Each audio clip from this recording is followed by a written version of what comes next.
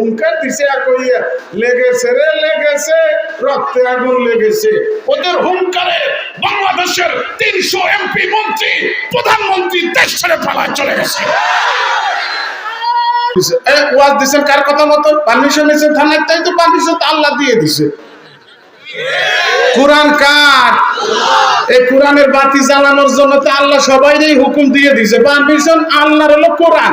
মুসলমানের দেশে এর আবার কোন আগে কাছ থেকে পারমিশন আনতে মানে উনরা মানে কোরআনের নবী টবি হয়েছে নাকি? সব জায়গা ক্ষমতা খাটাবার গেছিল, যেরকম ঠিক না? হ্যাঁ, এই জন্য ওই যে একটা কথা আছে না যে সব জায়গা ভূত দিবার যাইও না, তাহলে দাড়ি মাড়ি ফুড়িয়ে ছাপ হয়ে যাবে নি। মাতুর বলি খাটাবার গেছিল আল্লাহ কোরআনের উপরে, আল্লাহকে দূর হয়েছা। জোরে কোন ঠিক কিনা? চিরদিনের জন্য দূর হয়ে যা। যারা আল্লাহর কোরআনের পক্ষে ছিল আল্লাহ তাদের মর্যাদা দুনিয়া আখিরাতে বাড়াই দিচ্ছে। জোরে কোন সুবহানাল্লাহ। এখন সারা দেশে ওয়াজ মাহফিল হইতেছে, কোনো পারমিশনের দরকার আছে? আল্লাহ কবুল করেন, জোরে কোন আমিন। সূরা আর-রহমান নাজিল হলো, এত চমৎকার। ওরে আল্লাহ, আব্দুল্লাহ ইবনে মাসউদ রাদিয়াল্লাহু তাআলা আনহু উনি মধুর কণ্ঠে কোরআনের বাণী তেলাওয়াত করে। নবীজি বলতেছো, আব্দুল্লাহ ইবনে মাসউদ তুমি আমাকে একটু কোরআন পড়ে শোনাও। তোমার কণ্ঠের তেলাওয়াত শুনলে দাউদ নবীর কথা আমার মনে পড়ে যায়। আমার ভাইরা, আরে আব্দুল্লাহ ইবনে মাসউদ রাদিয়াল্লাহু আনহু বলতেছি, ইয়া রাসূলুল্লাহ, এই যে সূরা আর-রহমান নাজিল হইল, আমাকে একটু অনুমতি দেন, আমি আল্লাহর ঘরের সামনে মুলতাজামে যাইয়া আর রহমানের সূরাটা পড়ে আরববাসীদেরকে শুনাই দিয়েছি। মুলতাজাম হলো কাবা শরীফের দরজা, আর কর্নারে আছে হাজরে আসওয়াদ পাথর। এই হাজরে আসওয়াদ পাথর এবং কাবা ঘরের দরজা, এই দুইটার মাঝখানে যে জায়গা, কাবা ঘরের সঙ্গে লাগানো দেওয়াল, ওই জায়গার নাম হলো মুলতাজাম। হাদিসে পাকে নবীজি বলেন, এমন কোন দোয়া মুলতাজামে হয় নাই যেই দোয়া আজ পর্যন্ত কবুল হয় নাই। তার মানে হলো ওই মুলতাজামে কেউ যে যদি কোনো দোয়া করে, যে দোয়া করবে সেই দোয়া আল্লাহর দরবারে কবুল হইয়া যাবে। গেছেন নাকি মুলতাজামে?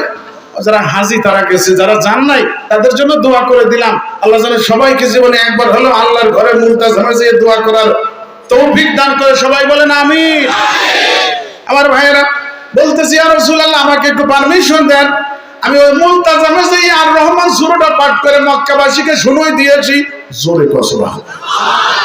নবী বললেন, ও আব্দুল্লাহ ইবনে মাসউদ, কেবল হলো 53 জন আমরা মুসলমান হয়েছি, চতুর্দিক দিয়ে কাফের আমাদের শত্রু, তোমার উপরে তো হামলা আসবে, অত্যাচার শুরু হয়ে যাবে। আব্দুল্লাহ ইবনে মাসউদ কয়, ইয়া রাসূলুল্লাহ আমার মরার কোনো ভয় নাই, জন্ম যখন গ্রহণ করেছি মৃত্যুকে আমি আগেই বরণ করে নিয়েছি, তবে আমি যেন কোরআন তেলাওয়াত করতে করতে মরতে পারি। জোরে সুবহানাল্লাহ। নবীজি পারমিশন দিয়ে দিলেন। আব্দুল্লাহ ইবনে মাসউদ যখন ওই কাবা ঘরের মুলতাজামে দাঁড়িয়ে মধুর কণ্ঠে সূরা আর-রহমান টান দিলেন, ওরে আল্লাহ, শত শত মানুষ পাগলের মতো ছুটে চলে আসছে কোরআনের বাণী শোনার জন্য। হাওয়া দিতেছে, বলতেছে, হ্যাঁ কি চমৎকার বাণী, এ আব্দুল্লাহ কি সুন্দর বাণী, সঠিক সত্য কথা সত্য, তুই পড়তে থাকো, বন্ধ কইরো না। জোরে সুবহানাল্লাহ। জান্নাতের ভিতরে আল্লাহ পাক নিজে আর রহমানের সূরা তেলাওয়াত করে আমাদেরকে শোনাবেন। কথা কন না কে? আমি বানাই কইতেছি নাকি? সূরা আর-রহমান জান্নাতের ভিতরে আল্লাহ পাক নিজে তেলাওয়াত করে আমাদেরকে শোনাবেন, ঠিক কি না বলেন? জান্নাতে একটা অনুষ্ঠান হবে, সমগ্র জান্নাতীরা দাওয়াত পাবে, আল্লাহ পাক স্বয়ং দাওয়াত দিবেন। জোরে কও সুবহানাল্লাহ। মঞ্চ নির্মাণ করা হবে জান্নাতের ভিতরে, ওই মঞ্চের সভাপতিরা আসন অলঙ্কৃত করবেন আল্লাহ তাআলা। 1,24,000 পয়গম্বর মঞ্চে আসন গ্রহণ করবেন। জোরে কও সুবহানাল্লাহ। আমরা সবাই থাকবো ভিতরে ময়দানে, জান্নাতের ময়দানে উপস্থিত থাকবো। আল্লাহ পাক যখন সূরা আর-রহমানের তেলাওয়াত আরম্ভ করবেন, আর রহমান বলে আল্লাহ পাক যখন টান দিবেন, সমগ্র জান্নাতীরা হেলতে থাকবে, দুলতে থাকবে। জোরে কও সুবহানাল্লাহ। আনন্দ পাইতে থাকবে, মজা পাইতে থাকবে। 1,24,000 পয়গম্বর মঞ্চে কবুতর জবাই করে ছেড়ে দিলে, মুরগি জবাই করে ছেড়ে দিলে যেমন ছটফট করে দাপাদাপি করে, 1,24,000 পয়গম্বর আল্লাহর কণ্ঠের তেলাওয়াত শুনে দাপাইতে থাকবে, লাফাইতে থাকবে, নাচতে থাকবে। সমগ্র জান্নাতীরা পাগলের মতো লাফাইতে থাকবে আর বলে, আল্লাহ বন্ধ কইরো না, পড়া বন্ধ কইরো না। আল্লাহ পাক যখন পড়া বন্ধ করবে, সমগ্র জান্নাতীরা 8 কোটি বছর আরামের নিদ্রায় ঘুমাইয়ে যাবে। আমার ভাইয়ের আব্দুল্লাহ ইবনে মাসউদ যখন সূরা আর রহমান তেলাওয়াত আরম্ভ করছে, শত শত কাফের ভিড় করতেছে, কোরআনের পাগল হয়ে গেছে। জোরে পড়ো সুবহানাল্লাহ। সবাই বলতেছে কি মধুর বাণী, কি চমৎকার বাণী, ও আব্দুল্লাহ তুমি তেলাওয়াত করো, সঠিক সত্য কথা, সুন্দর বাণী তুমি পড়ো পড়ো। ওদিকে আবু জাহেল তখন 360টা মূর্তি বানায় তুইছে কাবা শরীফের ভিতরে। কয়টা কথাটা নাকি? আবু জাহেলের একটা মিটিং খানা ছিল মুসলমানদের বিরুদ্ধে, ওখানে মিটিং এ বসে কি করা যায়, কারে মারা যায়, কারে ধরে জেলে ভরা যায়, আমাদের নবীজিকে বলতো জেলে ভরার জন্য ওরা পরামর্শ করছিল। আল্লাহ কয় দাঁড়া, সমস্ত ষড়যন্ত্রকারীদের জবাব দেয় কে, তাড়াতাড়ি কর। কত ষড়যন্ত্র এই দেশে হয়েছিল, রাতভর মাকড়সায় জাল বাঁধে, সকালের বিচিরে যখন শলা ধরে সমস্ত জাল যেমন ছিন্ন ভিন্ন হয়ে যায়, বাংলাদেশের অবস্থাও ঠিক তাই। জোরে কোন ঠিক কিনা? আবু জাহেল ষড়যন্ত্র জাল বিস্তার করছিল। একজন যে কইছে কাকা আপনি এই জায়গায় ঘুমাইতেছেন, দেখেন কে কাবা শরীফ দিয়ে মুসলমানকে দখলে চলে গেছে। কই শুভ কিরা কইলো, কই দেখেন কে সে কাবা ঘরের সামনে আপনার যে মন্ত্রী, আপনার যে খোদা, সেই জায়গায় কোরআন শরীফ তেলাওয়াত করতেছে সাহাবীরা। কই কি স্বপ্ন আছে মাথা গড়ি, এ হবারই পারে না। দৌড়ে চলে আইছে আবু জাহেল, আয়েশা থেকে আব্দুল্লাহ ইবনে মাসউদ মধুর কণ্ঠে কোরআনের তেলাওয়াত করতেছে। জোরে কা সুবহানাল্লাহ। ওর সহ্য হয় নাই, পিছন থেকে ধাক্কা মারছে, পড়ে গেছে, আছাড় খাইয়া পাও ভাঙে গেছে। উঠে দাঁড়াইছে, তাকায় দেখে আবু জাহেল পিছনে। এইটা চিন্তা করে নাই, আবার পড়া আরম্ভ করছি। এখন উনি লক্ষ্য করছে আবু জাহেল আবারও মারবে। তাহলে তো এখানে আর মায়ের বেশি খাওয়া যায় না, এর একটু শোধ দিয়ে আমি চলে যাই। পিছনে ঘুরে দাঁড়াইছে। আবু জাহেল আসার সাথে তার দলের যত লোক ছিল সব ছিঁড়ে ছুটে চলে গেছে। খাইছে রে, এই যে টাহি আইছে বড়টা আমাকে তবে না নেই, সব চলে গেছে, খালি দুইজন সাহাবী আর ও। তো পিছন থেকে আবার যখন মারবার গেছে, আব্দুল্লাহ মাসউদ যখন ঘুরে দাঁড়াইয়ে বাড়িতে কান ছিঁড়ে বসে এমন একটা মারছে, কাই থেকে পড়ে গেছে আবু জাহেল। পড়ে যায় খালি এদিক ওদিক চাইতেছে, মানে একজন সম্মানী লোক তারে চড় মারছে, মুসলমানেরা ওর ইজ্জতমান আছে নাকি? কথা কর না কেন? ও খালি ডানি ভাই তাকাইতেছে, কেউ দেখে ফেলাই নাকি মারছে দরকার আর দুটো দিক, কিন্তু কেউ দেখলে পরে আমার আর ইজ্জতমান শেষ, ঠিক না? ও এদিক ওদিক তাকাইতেছে। আব্দুল্লাহকে এই যে আমার সুযোগ চান্স, আমি তাড়াতাড়ি কাইটে পড়ি, এক দৌড় দিয়ে নবীর কাছে চলে গেছে। কয় হুজুর ঘটনাটা ঘটে গেছে। কয় কি? কয় এই কাজ আমি বাবাইতে চড়াইছি আবু জাহেল রে। কথা কর না কেন? হয়তো এটা কেমন হলো কায়দা, আমরা তো সংখ্যায় কম, কাফেররা চলে আসবে না, আবু জাহেল আরো লোক নিয়ে আসবে না তোমরা ধরে নিয়ে যাওয়ার জন্য। এখন কি করা যায়? আব্দুল্লাহ কয় হুজুর তাহলে আমাকে একটা ঘোড়া দেন, আমি তো হাঁটতে পারতেছি না, পাও ব্যথা, আমি ঘোড়ায় চড়ে হিজরত করে আবিসিনিয়ায় চলে যাই। আমার মুসলমান ভাইরা আগে গেছে, তাদের সাথে আমি যাই শরীক হই। নবীজি আবু বকরের দিকে তাকাইছে। আবু বকর কয় লাব্বাইকা ওয়া সাদাইকা ইয়া রাসূলুল্লাহ, আমি হাজির আছি, কি বলবেন বলেন। নবী কয় আবু বকর একটা ঘোড়ার দরকার ছিল। আবু বকর সিদ্দিক কয় ইয়া রাসূলুল্লাহ একটা ঘোড়া আমি রেডি করে বাড়ি বাঁধতে তুই আইছি। জোরে কসম। নবীকে কিভাবে জানলে ঘোড়া লাগবে? আমি জানি না হুজুর, কিন্তু আমার মনের ভিতরে একটা কথা উদয় হইলো যে সাহাবীদের আমার নবীজির একটা ঘোড়ার দরকার হইতে পারে, এই জন্য আমি মাল সামানা সব রেডি করে থুই আইছি। নবী কয় তাড়াতাড়ি নিয়ে আসো। ঘোড়া নিয়ে আসলো। আমার ভাইরা নবীর সাহাবী ঘোড়ার উপরে উঠে হিজরত করে চলে গেলেন আবিসিনিয়ায়। তবে ওই যে আবু জাহেল কিছুক্ষণ দৌড়াইছিল দরবার নিয়ে গিয়ে, পারে নাই দরবার। তো দরবার যখন পারলো না, আবু জাহেল বাসাতে কয় কি কয়, তোরে তো দরবার পারলাম না, তা তোরে না মারা পর্যন্ত, তুই যে আমারে মারছিস, এই মায়ের শোধ না দেওয়া পর্যন্ত আমি বোর কাছে শুভ না, মাথায় তেল নিব না, গোস্ত খাবো না, ভালো জামা কাপড় পরবো না, এই মায়ের শোধ না দেওয়া পর্যন্ত। হযরত আব্দুল্লাহ কয় কি? কয় যে তুই শুভ, আমি তোর আজরাইল হইয়ে দেখা করবো। কি হইয়া? মুসলমান ডরাই নাকি কাফের গো? আর একটু জোরে কর। খাঁটি ইমানদার যারা, তারা আল্লাহ বাদে কাউকে ডরায় না। জোরে বলেন ঠিক না? আমার ভাইরা সত্যি সাহাবীর দোয়া আল্লাহ কবুল করে ফেলাইছিলেন। বদরের যুদ্ধের দিন আব্দুল্লাহ ইবনে মাসউদ আবু জাহেলের কল্লা কাটি মুখে যা বলছে আল্লাহ কবুল করে ফেলাইছে। জোরে কোন ঠিক কিনা? আমার ভাইরা, আরে আল্লাহ, আমার নবীজি বলেন মান জাআলাল কুরআনা আমামাহু কদাহু ইলাল জান্নাহ, যারা আল্লাহর কোরআনকে সামনে রাখবে, জীবনের সকল ক্ষেত্রে কোরআনকে অগ্রাধিকার দিবে, এই কোরআন তাদের হাত ধরে আল্লাহর জান্নাতে পৌঁছে দেবে। সুবহানাল্লাহ। আমার নবীজি কোরআন নিয়ে আসছেন, কোরআন নিয়ে চলে গেছেন আর রাইখে গেছে। আর একটু জোরে বলেন, কিয়ামত পর্যন্ত থাকবে। এই কোরআনকে যারা বুকে ধারণ করবে, কোরআনকে যারা মহব্বত করবে, এই কোরআন তাদের রাহবারি করে আল্লাহর জান্নাতে পৌঁছাবে। হাদিস পাকে নবীজি বলেন, কবরের জীবনে, কবরে মানুষ যখন প্রবেশ করবে, প্রথম বন্ধু হবে আল্লাহর কোরআন তার মাথার কাছে। জোরে কাছে সুবহানাল্লাহ। এবার বলেন দেখি, কোরআনের একটা শিক্ষা আছে নাকি? আর একটু জোরে বলেন, কোরআনের শিক্ষা যেই গ্রহণ করেছে সেই স্বর্ণের মানুষে পরিণত হয়েছে। ঠিক কিনা কন?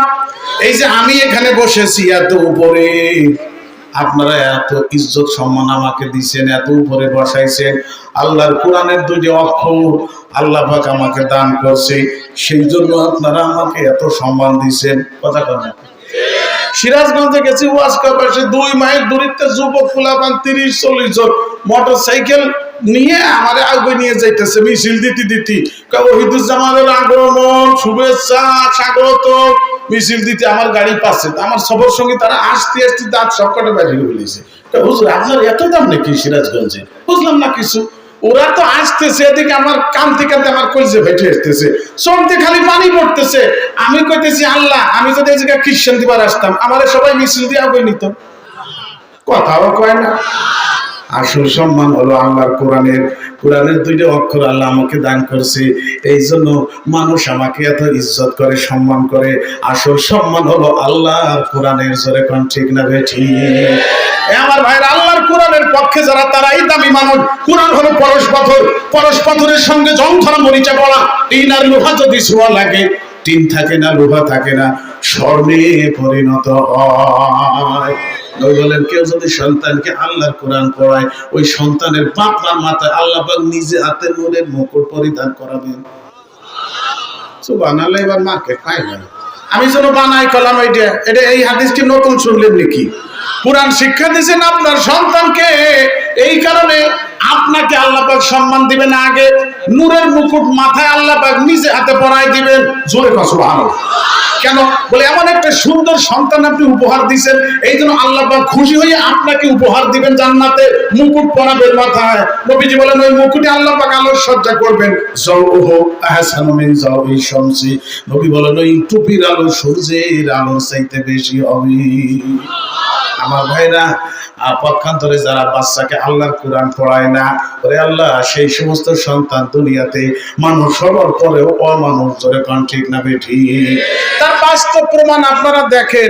মাদ্রাসায় কোরআনের হাফেজ তৈরি হয়, আলেম তৈরি হয়, কারি তৈরি হয়। কলেজ থেকে, স্কুল থেকে হাফেজ তৈরি হয়, আলেম, কারি, মসজিদের ইমাম, এগুলো সব মাদ্রাসায় তৈরি হয়। একটু জোরে কোন ঠিক কিনা? আর কলেজ বিষয়, এই যে একটা গোয়ালদি মাদ্রাসা, এখানে প্রতি বছর একটা কোরআনের মাহফিল হয়। এই গ্রামের যারা মান্যগণ্য গ্রামবাসী যারা, তারা অনেক পরিশ্রম করে। এই যে মাওলানা কবির সাহেব, ওরে আল্লাহ, এই যে প্রধান অতিথি মাদানী সাহেবকে আনার জন্য ওনার গান ছুটে যাইতেছে দৌড়তি দৌড়তি। আপনারা তো মনে হচ্ছে মানে এমনি চলে এসে প্রধান অতিথি, তাই নাকি? নিয়া ঠেলা আছে, একটু দায়িত্ব নিয়ে দেখেন, কাজ করে দেখেন, ঠেলা কারে কার, ওনার নাওয়া খাওয়া নাই। জোরে কোন ঠিক কিনা? কোরআনের মাহফিলে প্রতি বছর এখানে যারা অংশগ্রহণ করে তারা সব জান্নাতি। এলাকাবাসী যারা এই কাজে যারা সহযোগিতা করছে, কিয়ামতে সবাইকে আল্লাহ পাক এর মাহফিলের ওসিলায় জান্নাত দান করবেন। জোরে কর সুবহানাল্লাহ। কিন্তু স্কুল কলেজে সেখানেও প্রতি বছর একটা অনুষ্ঠান হয়, কোরআনের মাহফিল হয়, সারাদিন সেখানে হলো গান হয়, খেলাধুলা, গান না খেলাধুলা হয় দিনভর। কথা কন না কেন? রাত্রে হয় মনজ্ঞ সাংস্কৃতিক অনুষ্ঠান। ওই কলেজের সুন্দরী মেয়েরা ড্যান্স করে, সুবহানাল্লাহ না নাউজুবিল্লাহ, ড্যান্স করে আর গান গায়। হাজার হাজার যুবক সেই গান শোনে, চারপাশে দাঁড়াইয়ে, অনেক সময় সিট পায় না, খাড়ায় থাকে। কথা কন না কেন? আর সে কি গান, কোরআনের গান গায় নাকি? উরে আমার আল্লাহ, জ্বালাইয়া গেলাম, মনের আগুন নিভাইয়া গেল। আমি একদিন যাইতেছি রাত্রে এক স্কুলের পাশে, কোন স্কুলের নাম করবো না, তাই শুনি যে ওই স্কুলের মেয়েরা এই গান গাইতেছে, জ্বালাইয়া গেলাম, মনের আগুন নিভাইয়া গেল না। যুবক সলফন যারা, তারা খুশিতে নাচতেছে যে আই নিবে বানি একটু পরে। জোরে কোন ঠিক কিনা? তাহলে দেখেন পার্থক্যটা কি? কোরআনের মাহফিল যেখানে হয়, কোরআনের ঘর যেখানে, সেখানে শুধু জান্নাতি পরিবেশ, জাহান্নামী কোনো পরিবেশ নাই। কিন্তু যেই সমস্ত শিক্ষা প্রতিষ্ঠানে আল্লাহর কোরআনের শিক্ষা নাই, সেখানে মানুষ সবার ঘর আজকে মানুষে পরিণত হয়ে যাইতেছে। একটু জোরে কম ঠিক না বেঠি?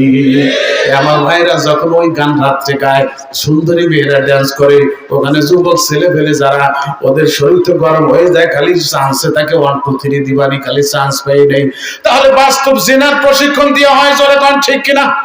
কি হবে ছাত্র সেজে চুমু খেয়ে সনদ খানা, যদি হয় বিদ্যালয়টা পতিতাদের আড্ডাখানা। কি হবে ছাত্র সেজে চুমু খেয়ে সনদ খানা, যদি হয় বিদ্যালয়টা পতিতাদের আড্ডাখানা। এর চেয়ে মরাই ভালো, দেশ ছেড়ে যাওয়াই ভালো। এর চেয়ে মরাই ভালো, দেশ ছেড়ে যাওয়াই ভালো। কি হবে ধোঁকা দিয়ে বিবেকটাকে, কি হবে ধোঁকা দিয়ে বিবেকটাকে, কি হবে বেঁচে থেকে, কি হবে বেঁচে থেকে অযথা বিদ্যা শিখে যদি না গড়তে পারি শোষণবিহীন সমাজটাকে। খারাপ লাগতেছে? এই গজল আমি বানাইছি, এলো আইনুদ্দিন আল আজাদ বানাইছে, বেচারা মারা গেছে, আল্লাহ তাকে জান্নাতবাসী করুক, সবাই বলেন আমিন।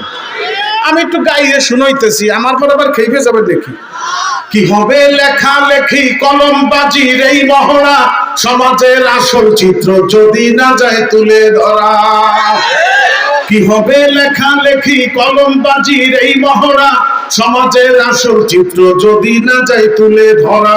যদি ওই ঘুষের বলে কলমটা উল্টো চলে, যদি ওই ঘুষের বলে কলমটা উল্টো চলে, তবে কি যাবে রক্ষা দুর্নীতিকে, তবে কি যাবে রক্ষা দুর্নীতিকে। কি হবে বেঁচে থেকে অযথা বিদ্যা শিখে যদি না গড়তে পারি শোষণবিহীন সমাজটাকে।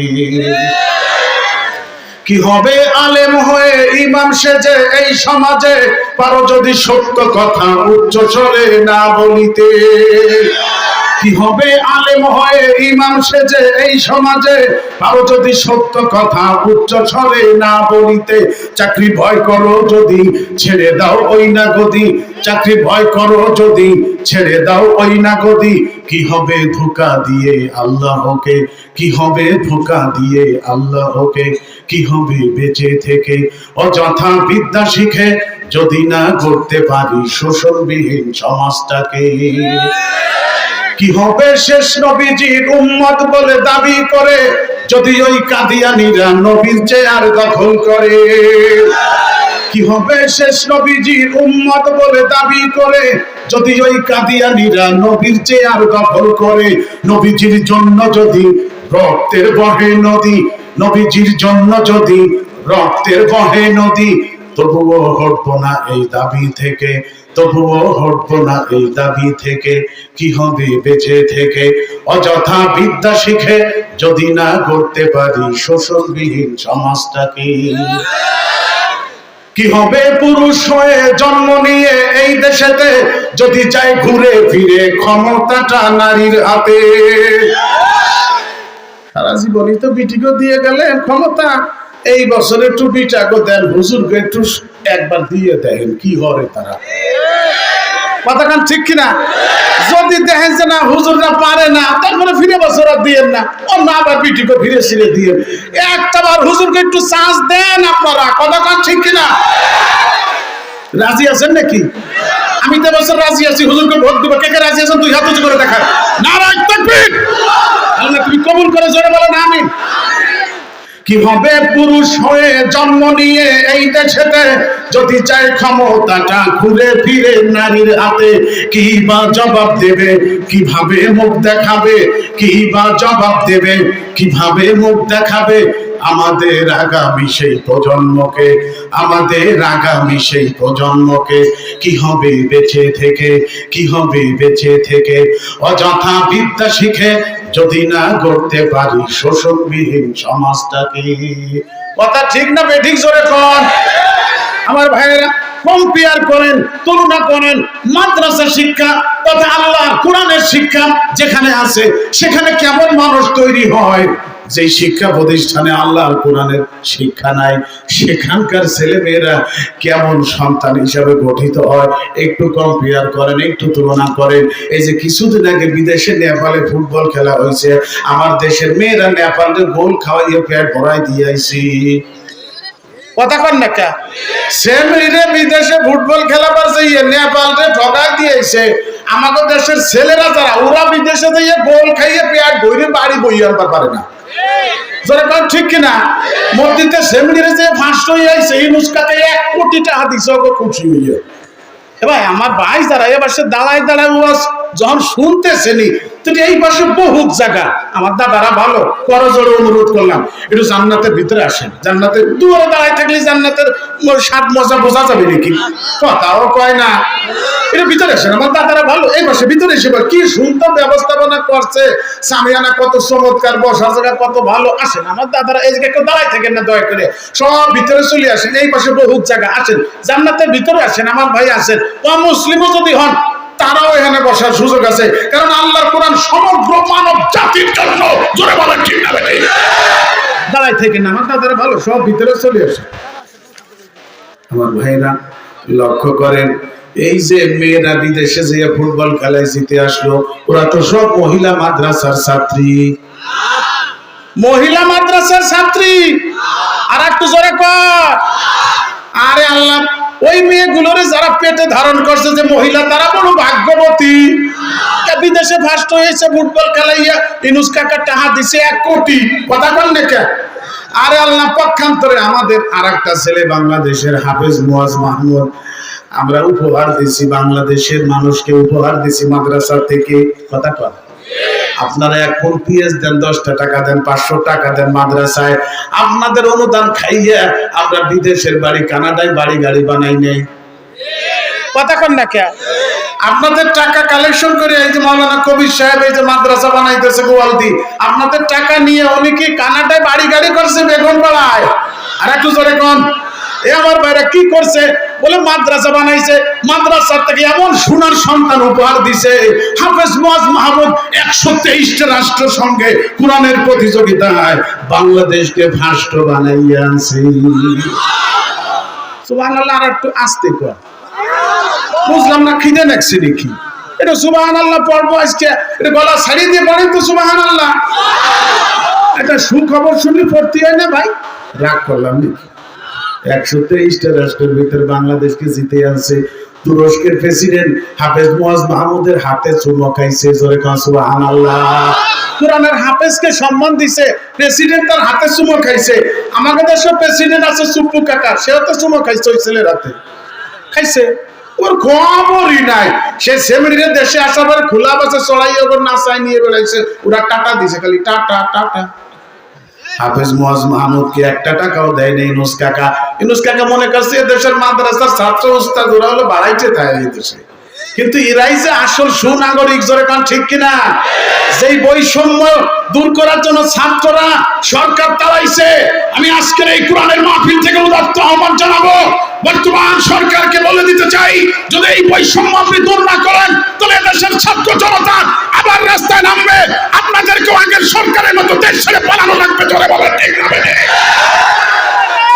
তাকবীর নারে তাকবীর আল কোরআনের আওয়ালা হাদিসের আওয়ালা নারে তাকবীর আমার ভাইজান সুখবর আমাদের যে প্রধান মেহমান আমাদের মজলুম আলেম মাদানী সাহেব খুব নিকটে চলে আসছে উনি আসার আগ পর্যন্ত আমি কি 2-1 কথা কব আপনাদের তো অনুমতি লাগবে যে আমরা এসে তারটা শুনবেন আপনি কি না কেন শুনতে মিয়া এরম নাকি আবার আলহামদুলিল্লাহ মাশাআল্লাহ খুব খুশি হলাম আমার ভাইজান তো আপনারা হুজুর তাড়াতাড়ি মাদ্রাসা এই মাদ্রাসার পক্ষের লোক আপনারা না বিপক্ষের লোক মাদ্রাসার পক্ষে আপনারা কে কে পক্ষের হাত জোরে আমার দেখেন তো মাদ্রাসার লোক নারে তাকবীর আল্লাহ তুমি কবুল করে নিয়ে জোরে বলেন আমিন মাদ্রাসার পক্ষে যারা তারা বড় ভাগ্যবান কিয়ামতের ময়দানে মাদ্রাসাকে আল্লাহ পাক জান্নাতের গাড়ি বানাবেন জোরে কও সুবহানাল্লাহ মাদ্রাসার পক্ষে যারা ছিল জান্নাতি গাড়িতে তাদের সিট থাকবে তো বলতেছিলাম আপনারা যে মাদ্রাসা অনুদান করেন এই মাদ্রাসায় যে কয়জন উস্তাদ আছে সবই তো সরকার বেতন দেয় 42,000 টাকা মাসে এক একজনের সরকার টাকা দেয় তাহলে মাদ্রাসা কিভাবে চলে সারা বাংলাদেশের কওমি মাদ্রাসা আপনাদের অনুদানে চলে চলে, কারণ ঠিক কিনা?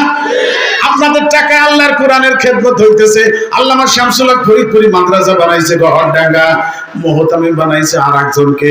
ওনার ইন্তেকালের পরে গোপালগঞ্জে নতুন ডিসি আসছে, ডিসি সাহেব আইসে খবর দিছে মোহতামিম সাহেবকে। মোহতামিম সাহেব ডিসি অফিসে গেছে, কয় ডিসি সাহেব কি জন্য খবর দিয়েছেন? কয় খবর দিছি, কত সাহায্যের আবেদন আমার টেবিলে জমা, এত বড় মাদ্রাসা গহরডাঙ্গা, আপনি কেন একটা সাহায্যের আবেদন নিয়ে আমার টেবিলে আসলেন না? আল্লামা আব্দুল আজিজ সাহেব বলেন, দেখেন ডিসি সাহেব, আল্লামা শামসুল হক ফরিদপুরি আমাকে মোহতামিম বানায় গেছে সরকারি সাহায্য নিয়ে মাদ্রাসা চালাবার জন্য না। আমাকে বলছে, আব্দুল আজিজ, আমি আল্লাহর কোরআনের একটা ঘর বানাই দিয়ে গেলাম। আমার দেশের মেহনতি জনগণ তাদের ঘাম ঝরানো 10টা টাকা আমার এই কোরআনের ঘরে দান করবে। এলাকার মহিলারা তাদের কষ্টের এক মুষ্টি চাউল এই কোরআনের ঘরে দান করবে। বিনিময়ে ময়দানে হাসরে এলাকার সবাইকে আল্লাহ পাক নাজাতের ওসিলা বানাইয়ে দিবেন। আপনারা মাদ্রাসায় দান করেন, আপনারা ঠকেন নাই, দুনিয়া আখিরাতে আল্লাহ পাক জিতাই দিবে। জোরে কান সুবহানাল্লাহ।